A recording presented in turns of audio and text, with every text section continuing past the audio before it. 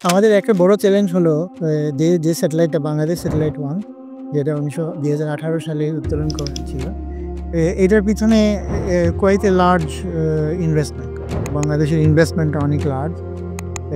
Unfortunately ইনভেস্টমেন্টের তুলনায় যেভাবে আসলে ইউনো রেভিনিউ জেনারেশনের জন্যে কাজ করা উচিত ছিল, সেভাবে করা হয়নি। আমি ওই ডিসকাশনে যাইতে চাই না, ফর মেনি ডিফারেন্ট রিজনস। তো এখন আমাদের নাম্বার 1 কাজ হচ্ছে যে কিভাবে আমরা এই স্যাটেলাইটের যে ক্যাপাসিটি আছে, এই স্যাটেলাইটের যে সার্ভিসগুলো প্রোভাইড করার সুযোগ আছে, কিভাবে আমরা এই সার্ভিসগুলা প্রোভাইড করতে পারি এবং এই সার্ভিসগুলো সেল করে বিজনেস তৈরি করতে পারি। তো এটা নিয়ে আমরা এখন কাজ করতেছি। আমাদের স্যাটেলাইটের রাফলি 1/3 ক্যাপাসিটি স্টিল আনসোল্ড। সো আমরা এখন খুবই সিগনিফিকেন্টলি আমরা এখন চেষ্টা করতেছি যে বাংলাদেশে এবং বাংলাদেশের বাইরে কিভাবে আমরা এই স্যাটেলাইটে নতুন কিছু কাস্টমার জোগাড় করতে পারি।